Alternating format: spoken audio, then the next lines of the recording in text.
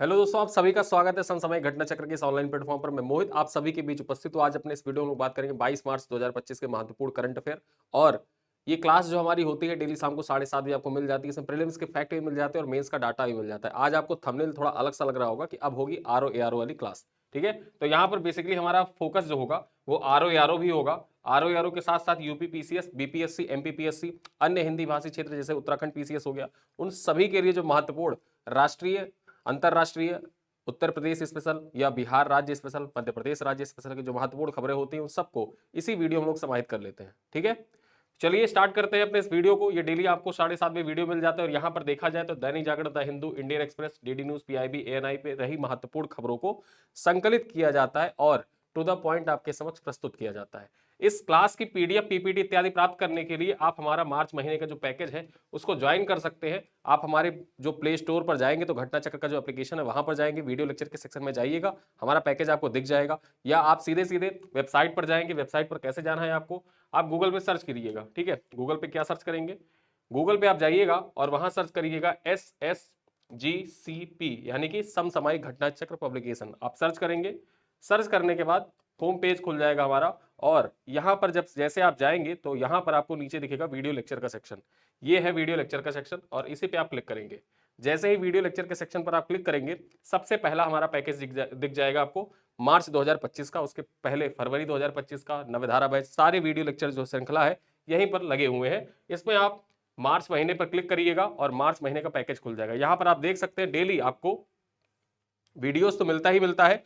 जो class PPT होती है, जिस पीपीटी पे मैं आपको पढ़ाता हूं, ये पीपीटी भी आपको यहीं पर पीडीएफ फॉरवर्ड में मिल जाती है। और डेली क्लास पर आधारित 10 क्वेश्चन आपको एमसीक्यू फॉरवर्ड में विद एक्सप्लेनेशन और लाइव टेस्ट के साथ इसी ऐप पर मिल जाता है। ठीक है, तो ये सारी चीजें आपको वहां पर मिल जाती है। और ये पूरा कोर्स कितने का है, ये पूरा कोर्स अगर जो देखा जाए यहाँ पर आप बाय नाउ पर क्लिक करेंगे तो आपको यहाँ पर दिख जाएगा ये 25 रुपए। लेकिन 25 रुपए भी आपको पे नहीं करना है, वहां पर कूपन कोड होगा, कॉइन लगाने का ऑप्शन होगा, उस पर आप क्लिक करिएगा तो ये मूल्य घटकर हो जाएगा 18 रुपए 75 पैसे। और 18 रुपए 75 पैसे में आप इस पूरे पैकेज को ज्वाइन कर सकते हैं, जिसके अंतर्गत आपको मिलती क्या क्या चीजें हैं आइए मैं एक बार बता देता हूं। यहां पर देखा जाए डेली आपको क्लास तो 7:30 बजे मिल ही जाती है। ठीक है, 7:30 बजे क्लास मिल जाती है। क्लास की पीपीटी ऐप पर ही मिल जाती है। 10 एमसीक्यू का टेस्ट मिल जाता है आपको पर डे। ठीक है, उसके बाद देखा जाए महीने के एंड में प्रिंटेबल पीडीएफ, ठीक है, कंप्लीट पीडीएफ, डेली पीडीएफ तो आपको मिलती ही है, डेली डेली पीडीएफ मिलती है। महीने के एंड में देखा जाए तो कंप्लीट पीडीएफ आपको मिल जाती है। और ये पीडीएफ और साथ साथ में देखा जाए महीने के एंड में आपको 200 एमसीक्यू मिलते हैं। और ये पूरा कंटेंट जो होता है हमारा, ये हिंदी और इंग्लिश दोनों भाषाओं में है। ठीक है, जो हमारा पूरा कंटेंट है ये हिंदी और इंग्लिश दोनों भाषाओं में है। तो जो लैंग्वेज का बैरियर है वो लैंग्वेज का बैरियर यहाँ पे कुछ भी नहीं है। ठीक है, और इन सब जैसे आप हमारा व्हाट्सएप कम्युनिटी, जो ये प्रिंटेबल पीडीएफ है, ये कहाँ पर मिलता है, तो ये हमारे व्हाट्सएप कम्युनिटी पर। और ये है हमारे व्हाट्सएप कम्युनिटी का नंबर। इस नंबर पर आप क्लिक करना होगा, यहाँ पर आप नंबर पर कॉल करेंगे तो नंबर पर कॉल करने के बाद आपको व्हाट्सएप कम्युनिटी से जोड़ दिया जाएगा, जहाँ से आपको प्रिंटेबल पीडीएफ प्राप्त होते रहेंगे। तो ये थी थोड़ी सी जानकारी, देना जरूरी होता है। लोगों को कमेंट आते हैं कि सर हमको ज्वाइन करना है, पीडीएफ प्राप्त करनी है, टेस्ट प्राप्त करना है। इन सारी चीजों के लिए आप विजिट कर सकते हैं हमारी वेबसाइट पर। ठीक है, चलिए अब हम बात करते हैं अपने महत्वपूर्ण खबरों पर। महत्वपूर्ण खबरों में देखें तो सबसे पहले दिवस से चर्चा करते हैं। आज देखा जाए जो 22 मार्च का दिन है, इसको किस रूप में मनाया जाता है, विश्व जल दिवस के रूप में मनाया जाता है। जो 22 मार्च का दिन होता है इसको विश्व जल दिवस के रूप में मनाया जाता है। बात करें यहाँ पर तो विश्व जल दिवस हर साल 22 मार्च को मीठे पानी के महत्व को उजागर करने और जल संसाधनों के सतत प्रबंधन की वकालत करने के लिए मनाया जाता है। ठीक है, जो मीठा जल होता है उसके महत्व को उजागर करने के उद्देश्य से ही हर साल 22 मार्च को विश्व जल दिवस मनाया जाता है। याद रखिएगा, 1993 में संयुक्त राष्ट्र यूएन द्वारा स्थापित इस वैश्विक कार्यक्रम का उद्देश्य दुनिया भर में जल संकट से निपटने के लिए जागरूकता बढ़ाना और कार्रवाइयों को प्रेरित करना है। यानी कि 1993 से इसकी स्थापना हुई थी, 1993 से ही स्थापित किया गया था। विश्व जल दिवस हर साल मनाया जाता है। ठीक है, आगे देखें, यह उत्सव सतत विकास लक्ष्य एसडीजी 6 से निकटता से जुड़ा हुआ है। याद रखिएगा एसडीजी 6 स्वच्छ जल, और एसडीजी 6 से रिलेटेड क्वेश्चन कब पूछा गया था, यूपी पीसीएस प्री 2019, आप में से जिसने भी यूपीपीसीएस प्री 2019 दिया होगा वहां पर एसडीजी 6 सीधे सीधे पूछा गया। एसडीजी 6 का संबंध है किससे? स्वच्छ जल से, स्वच्छ पर्यावरण से, सतत प्रबंधन से, ठीक है, शिक्षा से, गरीबी उन्मूलन से, ऐसे 4 ऑप्शन दे रखे थे। और वहां पर किससे संबंधित है? एसडीजी 6 जो है वो जल प्रबंधन से संबंधित है, ठीक है। यहां पर देखा जाए तो यह उत्सव सतत विकास लक्ष्य एसडीजी 6 से निकटता से जुड़ा हुआ है, जिसका उद्देश्य 2030 तक सभी के लिए पानी और स्वच्छता सुनिश्चित करना है। एसडीजी 6 का उद्देश्य क्या है? 2030 तक सभी के लिए पानी एवं स्वच्छता को सुनिश्चित करना एसडीजी 6 का मूल उद्देश्य है। आगे हम बात कर ले जो एसडीजी 6 है इसका थीम क्या है? तो इसका थीम है ग्लेशियर प्रिजर्वेशन, ग्लेशियर का संरक्षण, ठीक है, ग्लेशियर का संरक्षण इसका थीम है। ये थीम जरूर याद रखिएगा, परीक्षा के लिए इंपॉर्टेंट है। ग्लेशियर कंजर्वेशन या प्रिजर्वेशन जो है वो आपका थीम है विश्व जल दिवस का 2022 मतलब 2025 के लिए जो थीम है वो क्या है? Glacier preservation. चलिए अगली खबर पे चर्चा करें तो मूर्तिकार राम सुतार को महाराष्ट्र राज्य के सर्वोच्च नागरिक पुरस्कार महाराष्ट्र भूषण से सम्मानित करने का निर्णय लिया गया है। महाराष्ट्र सरकार के द्वारा यह निर्णय लिया गया है कि जो राम सुतार वांजी है, अब ये राम सुतार वांजी कौन है? इनके द्वारा ही देखा जाए तो जो सरदार वल्लभ भाई पटेल की सबसे ऊंची प्रतिमा है पूरी दुनिया की, स्टैचू ऑफ यूनिटी, उसके मूर्तिकार कौन थे? तो राम सुतार वांजी ही थे। और इनको महाराष्ट्र सरकार के द्वारा महाराष्ट्र भूषण पुरस्कार से सम्मानित करने का निर्णय लिया गया। यहां पर आप देख सकते हैं ये है राम सुतार वांजी, ठीक है। चर्चा करें तो महाराष्ट्र सरकार ने स्टैचू ऑफ यूनिटी के निर्माता प्रख्यात मूर्तिकार राम सुतार को राज्य के सर्वोच्च नागरिक सम्मान महाराष्ट्र भूषण से सम्मानित करने का निर्णय लिया है। राम सुतार पद्म भूषण पुरस्कार से सम्मानित है। ये देखिए याद रखिएगा, ये पद्म भूषण पुरस्कार से भी सम्मानित किए जा चुके हैं इनको, ठीक है। उन्होंने 182 मीटर ऊंची स्टैचू ऑफ यूनिटी का डिजाइन तैयार किया था। यह दुनिया की सबसे ऊंची प्रतिमा है। स्टैचू ऑफ यूनिटी दुनिया की सबसे ऊंची प्रतिमा है और इसका डिजाइन किसके द्वारा तैयार किया गया था? राम सुतार वांजी के द्वारा ही तैयार किया गया था। आगे चर्चा करें, पुरस्कार के रूप में 25 लाख रुपए और एक स्मृति चिन्ह प्रदान किया गया जाएगा। वर्तमान में देखें तो वर्तमान में राम सुतार अपने बेटे के साथ कई प्रमुख परियोजनाओं से जुड़े हुए हैं। इनमें अयोध्या में भगवान श्री राम की 251 मीटर ऊंची, कितना? 251 मीटर ऊंची प्रतिमा बनाई जा रही है, उसका डिजाइन तैयार कर रहे हैं। साथ ही साथ बेंगलुरु में भगवान शिव की 153 फुट ऊंची प्रतिमा का डिजाइन तैयार कर रहे हैं। और पुणे के मोसी में छत्रपति संभाजी महाराज की 100 फीट ऊंची प्रतिमा का डिजाइन इन्हीं के द्वारा तैयार किया जा रहा है वर्तमान में, ठीक है। तो इतने जो प्रमुख डिजाइन है उनको तैयार किया जा रहा है राम सुतार वांजी के द्वारा। इनका नाम बहुत महत्वपूर्ण है। राम सुतार पद्म भूषण पुरस्कार से भी सम्मानित है। स्टैचू ऑफ यूनिटी का डिजाइन इनके द्वारा ही तैयार किया गया था और स्टैचू ऑफ यूनिटी की हाइट कितनी है? 182 मीटर हाइट है, ठीक है। चलिए अगली खबर पे चर्चा करें तो पंजाब सरकार विधानसभा में सांकेतिक भाषा लागू करेगी। जो पंजाब सरकार है वो अपने विधानसभा में यानी पंजाब विधानसभा में सांकेतिक भाषा को लागू किया जाएगा, ठीक है। यहां पर देखा जाए तो सांकेतिक भाषा को लागू करेगी। मूलतः उद्देश्य क्या है? तो पंजाब सरकार विधानसभा में सांकेतिक भाषा साइन लैंग्वेज, जो साइन लैंग्वेज होती है उसको जारी करने जा रही है, ताकि बोलने और सुनने में जो असमर्थ व्यक्ति होते हैं ना उनको भी सुविधा मिल सके और वो भी जान समझ सके कि क्या कार्रवाई हो रही है विधानसभा के अंदर, ठीक है। तो विधानसभा के अंदर होने वाली जो कार्रवाइयां हैं उनको जानने और समझने के लिए जो विजुअली इंपेयर्ड लोग हैं या फिर जो सुन नहीं सकते हैं या बोल नहीं सकते हैं, ऐसे लोगों के लिए भी कार्रवाई को आसान बनाने के लिए सांकेतिक भाषा लागू की जाएगी। चलिए अगली खबर पर चर्चा करें तो आर्म फोर्सेस मेडिकल सर्विसेज जो है और निम्हांस के बीच में एक एमओयू साइन हुआ है। तो यहां पर चर्चा करें, सशस्त्र सेना चिकित्सा सेवा, इसको शॉर्ट में आप क्या कहते हैं? AFMS, arm force medical services, और निम्हांस यानी कि राष्ट्रीय मानसिक स्वास्थ्य एवं तंत्रिका विज्ञान संस्थान, जिसको आप शॉर्ट में निम्हांस कहते हैं, ने सैन्य कर्मियों और उनके परिवारों के लिए अनुसंधान, प्रशिक्षण और विशेष मानसिक स्वास्थ्य सहायता पर सहयोग के लिए एक समझौते ज्ञापन पर हस्ताक्षर किया है। देखिए जो आर्म फोर्स मेडिकल सर्विसेज है और निम्हांस के बीच में जो सैनिक होते हैं ना, सैनिकों के लिए, उनके परिजनों के लिए जो मानसिक जैसे स्वास्थ्य होता है, मानसिक स्वास्थ्य के लिए, उनके अनुसंधान के लिए, प्रशिक्षण के लिए एक समझौते ज्ञापन पर हस्ताक्षर किया गया है। और इस समझौते के तहत होगा क्या कि समझौते पर सशस्त्र सेना चिकित्सा सेवा की महानिदेशक सर्जन वाइस एडमिरल आरती शरीन, अब याद रखिएगा सबसे पहले एक बात आपके लिए इंपॉर्टेंट हो जाती है, जो सशस्त्र सेना चिकित्सा सेवा है ना, ठीक है, सशस्त्र सेना सेवा चिकित्सा, इसकी पहली महिला महानिदेशक सर्जन कौन है? तो यहां पर महानिदेशक सर्जन है वाइस एडमिरल आरती शरीन। यार ये नाम याद रखिएगा, ये 2024 में नियुक्त हुई थी और उस टाइम पे ये बहुत महत्वपूर्ण करंट अफेयर बन के उभरा था, ठीक है, चर्चा में था नाम इनका। और इसके बाद देखा जाए तो जो स्वतंत्र सशस्त्र सेना चिकित्सा सेवा है उसकी तरफ से तो देखा जाए आरती सरीन ने साइन किया, और निम्हांस के निदेशक कौन है, डॉक्टर प्रतिमा मूर्ति, इन दोनों ने एमओयू पर साइन किया है।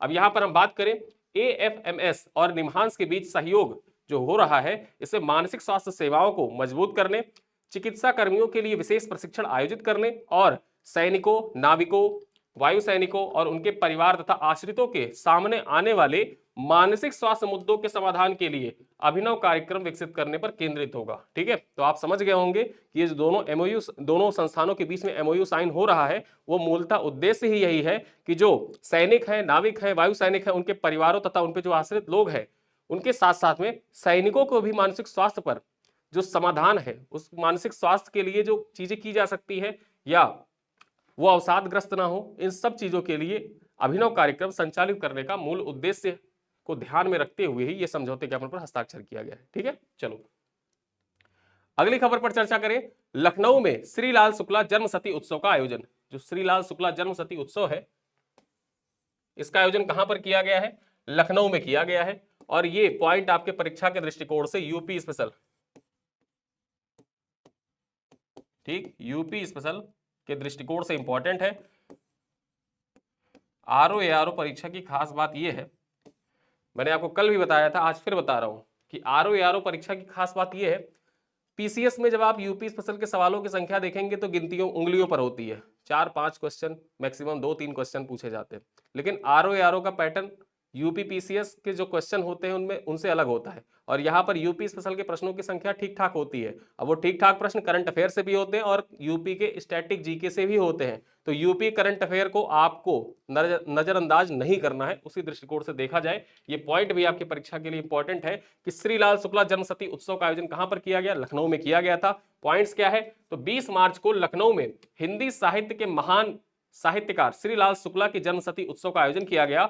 जम्मू कश्मीर के उपराज्यपाल मनोज सिन्हा ने श्रीलाल शुक्ला जन्मशती उत्सव समारोह का उद्घाटन किया। ठीक है, जो ये समारोह आयोजित किया गया था, इसका उद्घाटन किसके द्वारा किया गया है, यहां पर देखा जाए तो मनोज सिन्हा के द्वारा किया गया है। ठीक है, मनोज सिन्हा के द्वारा इसका उद्घाटन किया गया। श्रीलाल शुक्ला का जन्म कब हुआ था, ये 1925 में हुआ था, और यहां पर देखा जाए तो इनका नाम आपके यूपी स्पेशल पेपर 5 के लिए भी इनका नाम महत्वपूर्ण हो जाता है। जब भी कोई इवेंट हो या कोई व्यक्ति हो, 100 साल पूरे होते हैं उसकी जन्म शताब्दी के, या फिर किसी इवेंट के 100 साल पूरे होते हैं, तो यूपी पीसीएस की एक खास बात रही है कि वहां से संबंधित प्रश्न वो पूछा है। ठीक है, तो इस वजह से श्रीलाल शुक्ला को याद रखिएगा।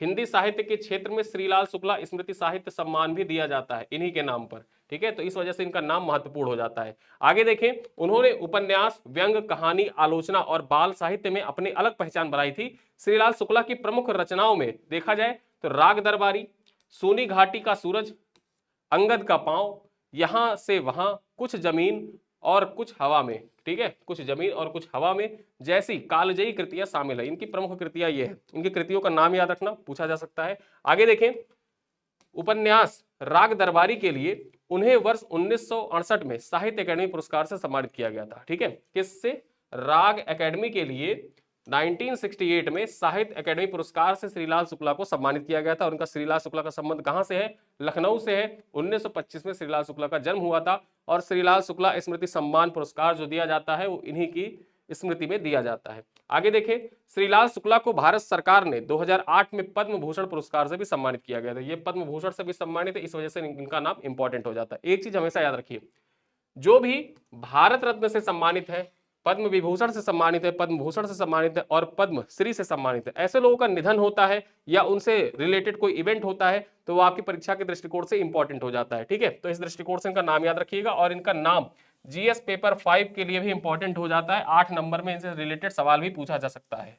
ठीक है, चलिए अगली खबर पर चर्चा करें। क्या है खबर, गाजियाबाद में जैविक खेती पर 2 दिवसीय राष्ट्रीय संगोष्ठी सह प्रदर्शनी आयोजित की गई है। कहां पर आयोजित की गई है, गाजियाबाद में आयोजित की गई है, और ये भी यूपी स्पेशल, ठीक है, यूपी स्पेशल का प्रश्न है। ठीक है, राष्ट्रीय प्रदर्शनी है, लेकिन उत्तर प्रदेश में आयोजित की गई गाजियाबाद में, इस वजह से इंपॉर्टेंट हो जाता है। 18 से 19 मार्च 2025 को गाजियाबाद में जैविक खेती पर 2 दिवसीय राष्ट्रीय संगोष्ठी सह प्रदर्शनी का आयोजन किया गया। जैविक खेती पर 2 दिवसीय राष्ट्रीय संगोष्ठी सह प्रदर्शनी का आयोजन राष्ट्रीय जैविक एवं प्राकृतिक खेती केंद्र गाजियाबाद द्वारा किया गया। किसके द्वारा किया गया है? यहां पर देखें तो राष्ट्रीय जैविक और प्राकृतिक खेती केंद्र, ये कहां पर अवस्थित है? गाजियाबाद में अवस्थित है। परीक्षा में आपसे स्टैटिक जीके भी पूछ सकता है कि राष्ट्रीय जैविक एवं प्राकृतिक खेती केंद्र कहां पर अवस्थित है?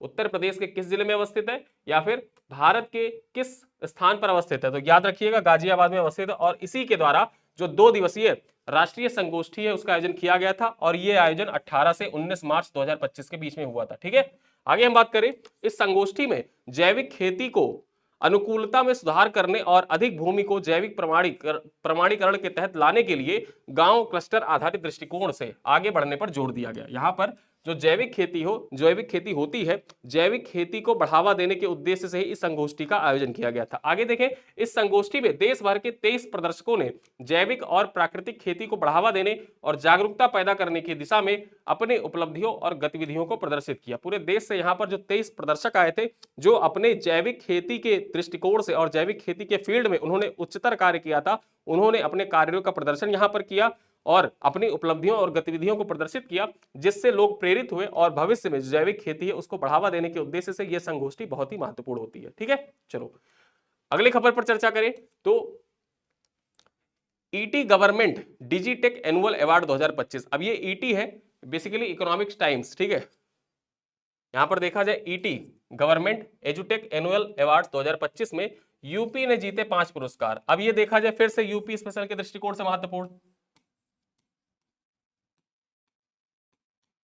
यूपी स्पेशल का करंट अफेयर फिर से यहां पर बात करें, 18 मार्च को नई दिल्ली में ईटी गवर्नमेंट एजीटेक एनुअल अवार्ड 2025 में उत्तर प्रदेश को डिजिटल गवर्नेंस में विभिन्न श्रेणियों में 5 पुरस्कार मिले हैं। ठीक है, डिजिटल गवर्नेंस की श्रेणी में देखा जाए तो उत्तर प्रदेश को 5 पुरस्कार मिले हैं। अब किन किन क्षेत्रों में मिले इन पे चर्चा करेंगे, तो पहले देख लेते हैं टाइम्स ग्रुप और केंद्रीय इलेक्ट्रॉनिक्स और सूचना प्रौद्योगिकी मंत्रालय द्वारा समर्थित इस पुरस्कार में सार्वजनिक सेवाओं और डिजिटल परिदृश्य को आकार देने में महत्वपूर्ण संस्थानों को सम्मानित किया गया। ठीक है, तो यहां पर जो ये ET government Digitek annual award है, ये किसके द्वारा प्रदान किया जाता है? तो ET government Digitek annual award ये टाइम्स ग्रुप के द्वारा और साथ साथ में केंद्रीय इलेक्ट्रॉनिक्स और सूचना प्रौद्योगिकी मंत्रालय, इन दोनों के द्वारा मिलकर ही ये ईटी गवर्नमेंट एजुटेक अवार्ड प्रदान किया जाता है। ये जरूर याद रखिएगा कि ईटी गवर्नमेंट एजुटेक डिजिटल अवार्ड किसके द्वारा प्रदान किया जाता है? टाइम्स ग्रुप और केंद्रीय इलेक्ट्रॉनिक और सूचना प्रौद्योगिकी मंत्रालय के द्वारा मिलकर यह अवार्ड प्रदान किया जाता है।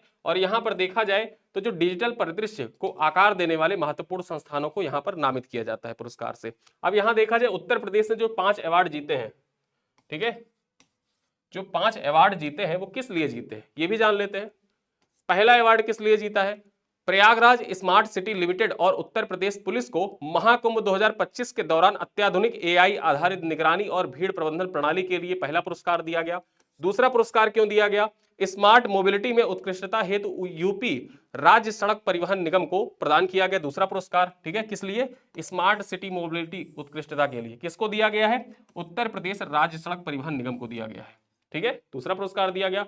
तीसरा पुरस्कार किसको दिया गया है? तो यूपी डेस्को यानी Uttar Pradesh development system corporation limited को सार्वजनिक सेवा वितरण सुरक्षा बढ़ाने और डिजिटल प्रौद्योगिकी के अभिनव उपयोग के लिए प्रदान किया गया है। तीसरा पुरस्कार किसको? यूपी डेस्को को प्रदान किया गया है। ठीक है, चौथा पुरस्कार किसे दिया गया है? हमीरपुर जिले को अभिनव डिजिटल स्वास्थ्य सेवाओं और सार्वजनिक स्वास्थ्य का डेटा एनालिटिक्स श्रेणी में प्रोजेक्ट रीति टीबी मुक्त हमीरपुर के लिए दिया गया है। ये प्रोजेक्ट रीति कहां का है? प्रोजेक्ट रीति का संबंध उत्तर प्रदेश के किस जिले से? परीक्षा में आपसे पूछ सकता है। तो प्रोजेक्ट रीति जो है इसका संबंध है हमीरपुर से। ठीक है,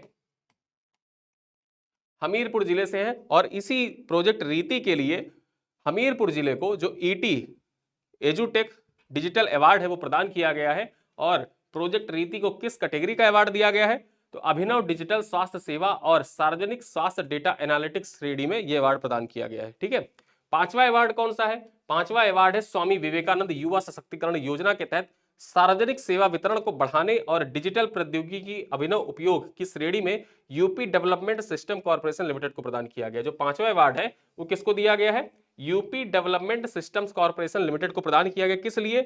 जो युवा विवेकानंद युवा सशक्तिकरण स्वामी विवेकानंद युवा सशक्तिकरण योजना है, इसके संचालन के लिए प्रदान किया गया है।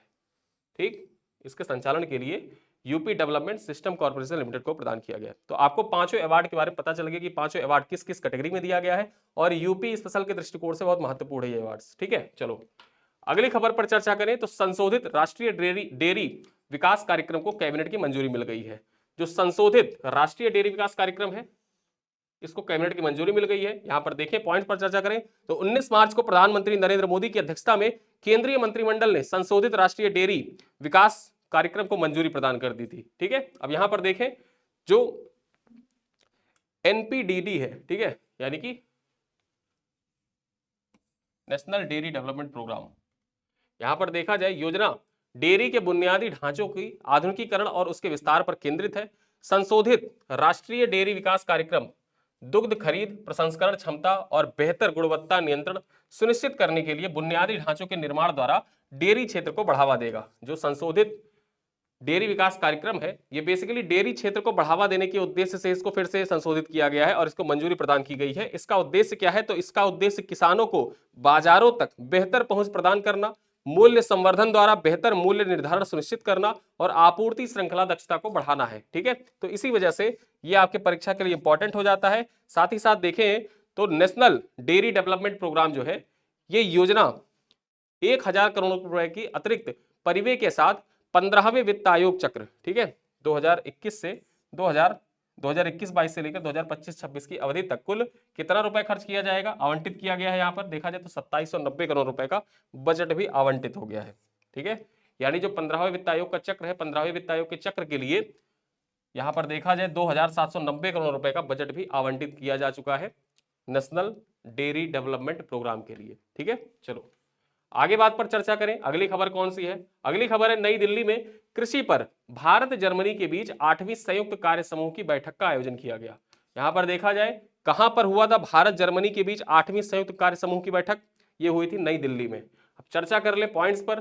तो भारत जर्मनी के बीच 8वीं संयुक्त कार्य समूह की बैठक की सह अध्यक्षता पशुपालन एवं डेयरी विभाग के सचिव अलका उपाध्याय और जर्मन संघीय खाद्य एवं कृषि मंत्रालय के राज्य सचिव सिल्विया बेंडर के द्वारा की गई। ठीक है, इन दोनों के द्वारा जो 8वां कार्य समूह की बैठक है भारत जर्मनी, उसका आयोजन किया गया और उसकी अध्यक्षता की गई यहाँ पर दो लोगों के द्वारा।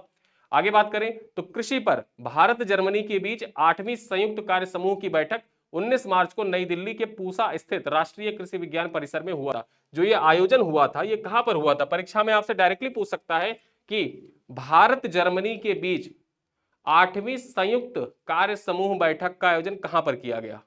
इसका आयोजन हुआ था नई दिल्ली में। और नई दिल्ली में कहां पर हुआ था? तो जो पूसा स्थित राष्ट्रीय कृषि विज्ञान परिषद है, इसी परिसर में इसका आयोजन किया गया था। और कब हुआ था? 19 मार्च 2025 को यह बैठक हुई थी। ठीक है, चलो आगे बात करें। इस बैठक में डिजिटल कृषि, बीज क्षेत्र, मशीनीकरण व प्रौद्योगिकी, बागवानी क्षेत्र, पशुपालन और मत्स्य पालन क्षेत्र पर सहयोग पर चर्चा की गई। ठीक है, तो यहां पर देखा जाए ये पॉइंट आपके परीक्षा के दृष्टिकोण से इंपॉर्टेंट है, एग्रीकल्चर सेक्टर से रिलेटेड है, याद रखिएगा। अगली खबर क्या है? नई दिल्ली में राष्ट्रीय डोप प्रशिक्षण प्रयोगशाला के वार्षिक सम्मेलन 2025 का आयोजन किया गया। ठीक है, चर्चा करें तो 19 मार्च को नई दिल्ली में राष्ट्रीय डोप परीक्षण प्रयोगशाला के वार्षिक सम्मेलन 2025 का आयोजन किया गया।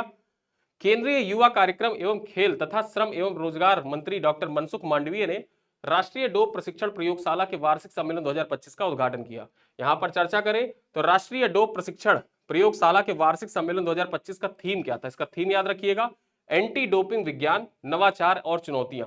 ठीक है, एंटी डोपिंग विज्ञान, नवाचार और चुनौतियां। जो ये डोप परीक्षण प्रयोगशाला का वार्षिक सम्मेलन था, इसका बेसिकली मूल थीम यही था, इसी थीम पर इसका आयोजन किया गया था। और ये थीम आपके परीक्षा के लिए इंपॉर्टेंट है। किसके द्वारा किया गया था उद्घाटन? तो मनसुख मांडविया के द्वारा इसका उद्घाटन किया गया था। ठीक है, आगे देखें। इस सम्मेलन में डोपिंग का पता लगाने में वैज्ञानिक नवाचार की महत्वपूर्ण भूमिका के साथ साथ प्रतिबंधित पदार्थों के निरंतर विकसित होते प्राकृतिक और खेलों में अखंडता बनाए रखने के लिए सहयोगपूर्ण प्रयासों के महत्व पर चर्चा की गई। ठीक है, जो प्रतिबंधित पदार्थ है उन पर निषेध लगाने के लिए जो परस्पर चर्चाएं हुई, वो इस आयोजन के दौरान किया गया, ठीक है। और इसका थीम जरूर याद रखिएगा, ये थीम आपके परीक्षा के लिए बहुत इंपॉर्टेंट हो जाता है कि एंटी डोपिंग विज्ञान, नवाचार और चुनौतियां, इसका थीम था। आयोजन 19 मार्च को किया गया। कहां पर इसका आयोजन हुआ था? नई दिल्ली में इसका आयोजन हुआ था, ठीक है। तो इतने पॉइंट आपके परीक्षा के लिए इंपॉर्टेंट है, याद रखिएगा। अगली खबर देखें तो हंगरी ने आधिकारिक तौर पर LGBTQ+ विरोधी कानून पारित किया है। परीक्षा में आपसे डायरेक्टली पूछेगा हाल ही में किस यूरोपीय देश ने LGBTQ+ विरोधी कानून पारित किया है, ठीक है। तो यहां पर देखा जाए हंगरी ने पारित किया है, या फिर डायरेक्टली आपको हाल ही में छोड़ के अब तो डेट दे देता है, मार्च या 19 मार्च ऐसे पूछ लेगा डायरेक्ट, 19 मार्च 2025 को किस यूरोपीय देश के द्वारा LGBTQ+ विरोधी कानून पारित किया गया है? हंगरी के द्वारा पारित किया गया है। यहां पर चर्चा कर ले। 19 मार्च को हंगरी ने आधिकारिक तौर पर LGBTQ+ विरोधी कानून पारित किया है।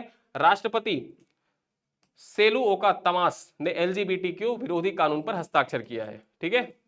आगे देखें, इस कानून को सत्तारूढ़ फाइज KDNP गठबंधन के साथ साथ कट्टरपंथी दक्षिणपंथी मी हजनाक और दक्षिणपंथी जॉबिक पार्टियों के द्वारा समर्थन प्रदान किया गया। देखिए, देखा जाए बेसिकली तो जितनी पार्टियां हैं ना हंगरी की, वो सब ने इसको समर्थन दिया है। जिनमें देखा जाए सबसे मेन जो सत्तारूढ़ पार्टी है वो कौन है?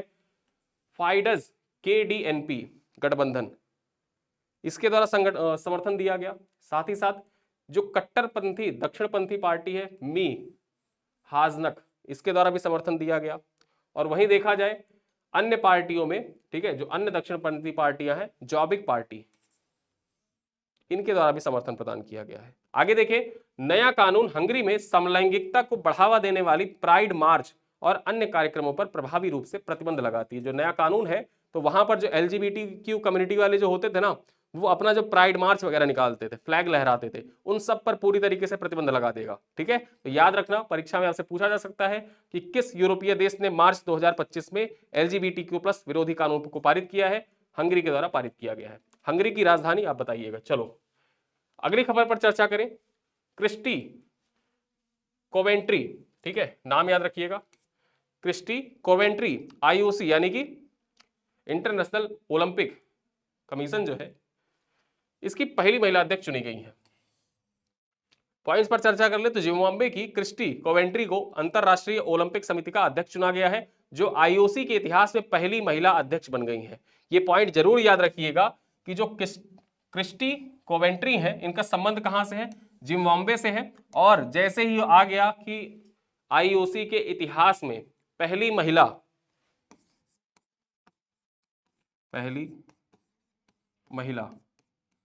तो ये नाम जरूर याद रखिएगा।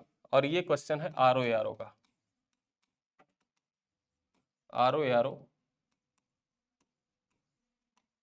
री एग्जाम में ये प्रश्न आएगा, ठीक है। ये प्रश्न ROARO री एग्जाम में जरूर आएगा। चलो अब यहां पर आते हैं प्रश्नों पर। अपने आज के स्लाइड पर हमने चर्चा कर ली, कुछ प्रश्नों को भी चर्चा कर लेते हैं जो आपके परीक्षा के दृष्टिकोण से इंपॉर्टेंट है। देखें यहां पर राष्ट्रीय डोप परीक्षण प्रयोगशाला के वार्षिक सम्मेलन 2025 के थीम क्या था? थीम आपको बताना है, खेल और विज्ञान का मिलन, डोपिंग और खेल अखंडता, एंटी डोपिंग विज्ञान, नवाचार और चुनौतियां, खेल में तकनीकी प्रगति। क्या थीम है? ये थीम आप बताइएगा कमेंट बॉक्स में। क्वेश्चन नंबर B है, BSF और भारतीय स्टेट बैंक ने केंद्रीय, सॉरी ये प्रश्न दूसरा लग गया है, इसको मैंने पढ़ाया नहीं है। आगे देखें, क्रिस्टी कोवेंट्री अंतरराष्ट्रीय ओलंपिक समिति की पहली महिला अध्यक्ष बनी है। पहला कथन है। दूसरा कथन है, इनका संबंध कहां से है? दक्षिण अफ्रीका से है। अब आपको विकल्प का चयन करना है, कौन सा यहां पर सही है।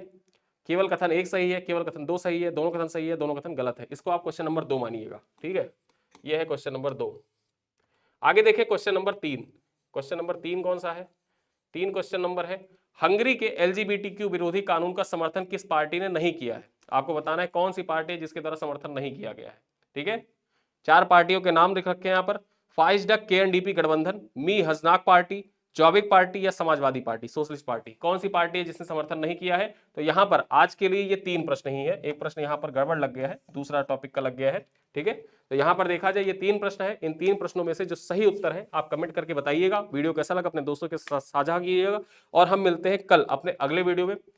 कल का वीडियो आपके परीक्षा के दृष्टिकोण से और भी महत्वपूर्ण होगा, उसमें मिलते हैं। डेली हम लोग इंपॉर्टेंट जो करंट अफेयर होते हैं, सबसे इंपॉर्टेंट जो आपकी परीक्षा में पूछे जा सकते हैं, डेली हम लोग अनावरत रूप से आरओ की परीक्षा को ध्यान में रखते हुए लेकर आते रहेंगे। और जैसे ही हमारा फिर पीसीएस का एग्जाम होगा, हम लोग पीसीएस पे फोकस कर जाएंगे। अन्य परीक्षाएं होंगी, देखिए करंट अफेयर जो है वो सभी एग्जाम के लिए इंपॉर्टेंट होता ही होता है। ये जरूरी नहीं है कि जो आप पढ़ रहे हैं आज वो सिर्फ आरओ के लिए ही, वो पीसीएस के लिए भी है, अन्य एक दिवसीय परीक्षाओं के लिए भी है। कुछ भी इसमें ऐसा नहीं है जो अन्य एक दिवसीय परीक्षाओं में ना पूछा जाता हो। सब कुछ टू द पॉइंट बातें की जाती हैं, इधर उधर की कोई बातें नहीं रहती हैं। ठीक है, तो इसी के साथ मैं इस वीडियो को यहीं पर एंड करता हूं। मिलते हैं अगले वीडियो, तब तक के लिए धन्यवाद।